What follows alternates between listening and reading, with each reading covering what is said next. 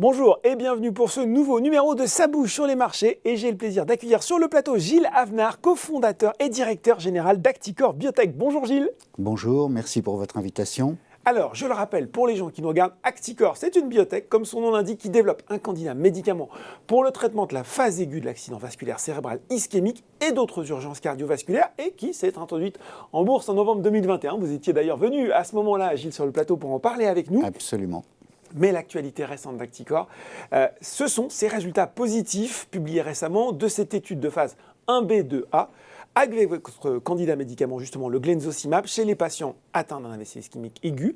Est-ce que vous pouvez déjà revenir pour nous tout simplement sur quels étaient les objectifs poursuivis par cette étude baptisée Actimis? Absolument. Donc c'est une étude qui est la première chez les patients avec notre produit. Et je vous le rappelle, dans l'accident vasculaire cérébral ischémique, le risque, la principale complication, c'est l'hémorragie cérébrale. Et donc, nous devions être très prudents. Et d'ailleurs, l'Agence européenne nous avait demandé de faire ce qu'on appelle une escalade de doses. Oui. Et donc, les 60 premiers patients ont été traités avec des doses progressives de Glenzocimab, absolument, oui. Pour vérifier la tolérance. Oui. Et après, nous avons traité 100 patients en groupe parallèle, c'est-à-dire 50 traités avec le produit, 50 traités avec le placebo. En plus, bien sûr, du standard of care. Oui. On ne peut pas faire perdre de chance aux patients. On ne peut pas trop s'amuser dans ce genre de cas. Absolument. Oui. Donc, le critère principal de cette étude, c'était la tolérance. Et notre objectif, c'était de ne pas voir d'hémorragie intracérébrale supplémentaire par rapport au groupe standard. Bon, donc la sécurité, la safety, pour faire simple. Comme critère principal. Justement, j'ai parlé dans ma question précédente de résultats positifs. En quoi, justement, les résultats obtenus lors de cette étude sont intéressants, j'imagine déjà au niveau de la sécurité et peut-être plus. Voilà. Alors, le principal résultat que nous supposions, absolument, que nous supposions avant, c'était la bonne tolérance de ce produit. Bon, ça, c'est vérifié. Ça, c'est vérifié. Le produit n'a pas d'effet indésirable important. Le produit est bien toléré et il ne provoque pas de saignement. Ce que nous attendions, c'était de ne pas voir de saignement en plus avec notre produit. Et le résultat... Et même aux doses les plus fortes, Gilles, c'est ça? Et même aux doses les plus fortes. Et le résultat totalement inattendu, c'est que nous avons vu une réduction des hémorragies dans le groupe traité qui a probablement, et là je suis très prudent, entraîné une réduction de la mortalité dans le groupe traité. Donc c'est un résultat qui est très positif, d'abord sur le critère principal qui était la sécurité, mais également sur l'efficacité, quelque chose d'assez inattendu, et c'est la première fois qu'un médicament à cette phase-là dans l'accident vasculaire cérébral, réduit la mortalité. Bon. Voilà. Alors justement, oui, c'est tendance à la réduction de la mortalité. J'imagine que ça, c'est un aspect particulièrement intéressant, ce que vous allez essayer, j'imagine, de retrouver aussi dans les essais à suivre. Alors, l'objectif quand même dans l'accident vasculaire cérébral, c'est la réduction du handicap. Donc, soyons clairs. Donc en fait, la réduction de la mortalité, c'est bien entendu, et ce que nous avons vu dans cette étude, c'est que nous diminuons le pourcentage de patients avec des handicaps les plus graves. Voilà, mais l'objectif est clairement la diminution du handicap. Bon. Alors, ce que nous allons faire dans l'étude suivante, qui est déjà commencée, c'est probablement dans l'analyse intermédiaire, inclure bien entendu la mortalité, et nous allons consulter les agences tant en Europe qu'aux États-Unis, parce que, évidemment, on ne peut pas poursuivre une étude contre placebo si on réduit la mortalité. Donc ça, c'est intéressant pour la suite. Il y a aussi cet aspect intéressant mentionné dans le communiqué de presse, ce traitement particulièrement efficace avec les patients âgés. On sait justement l'âge moyen des gens touchés par un AVC ischémique. Alors, l'âge moyen, il est au-dessus de 65 ans. D'accord. Il se trouve que dans notre étude, on a environ 40% de patients qui ont plus de 80 ans. Nous nous sommes un peu, je dirais, battus avec certaines agences européennes pour inclure justement ces patients les plus âgés. Et là aussi... Pourquoi vous vous êtes battu, Gilles ?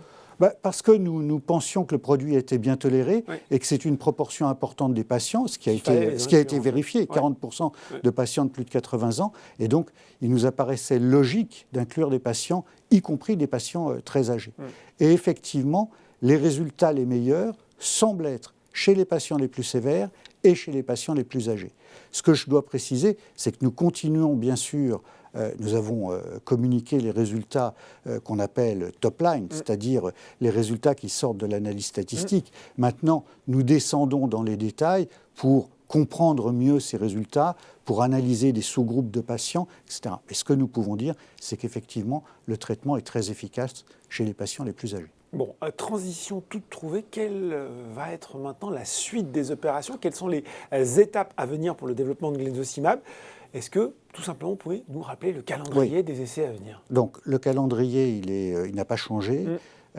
Nous avons commencé l'étude ActiSave en septembre et nous avons commencé à inclure les premiers patients. C'est une étude qui va se dérouler dans 8 pays européens et les États-Unis. Donc ça, c'est l'objectif et n'a pas changé. Notre objectif dans cette étude est d'inclure ce qu'on appelle une analyse de futilité, c'est-à-dire c'est une analyse, une sorte d'analyse intermédiaire qui permet à un board indépendant de dire oui, les hypothèses sont bonnes et vous pouvez continuer l'étude. Non, les hypothèses sont mauvaises et vous devez arrêter. Et là, la chose surprenante, et c'est ça qui va changer un tout petit peu dans cette étude, c'est qu'effectivement, si nous voyons de nouveau sur 200 patients une réduction de la mortalité, on sera bien entendu obligé d'adapter la taille de l'étude et ne pas la poursuivre jusqu'à 1000 patients. Donc ça, c'est notre objectif principal. On va commencer avec, comme sponsor, l'Assistance publique Hôpitaux de Paris, une deuxième étude dans l'accident vasculaire cérébral chez les patients thrombectomisés. Et ce qui est intéressant, alors chez les patients, je répète bien, thrombectomisés, la première, c'est des patients qui sont thrombolisés, c'est-à-dire qui reçoivent le médicament, l'altéplase, plus ou moins une thrombectomie, alors que là, c'est le contraire, c'est des patients thrombectomisés. Et ce qui est important, c'est que ces patients vont être pris jusqu'à 24 heures pour certains d'entre eux. On comprend bien le différentiel peut-être entre les deux. Les gens qui regardent disent « Oh là, qu'est-ce Oui, je suis désolé. La thrombolyse, c'est la dissolution médicamenteuse du caillot qui est dans une artère. Et la thrombectomie, c'est mécanique. Voilà, on monte un cathéter par l'artère fémorale, comme ce que l'on fait dans le cœur, et on va enlever le caillot donc en gros, dans une artère. Deux études qui s'intéressent aux deux façons de procéder dans le cadre d'un AVC. Absolument. Et dans les deux cas, notre objectif est d'améliorer l'efficacité de ces deux traitements. Très clair.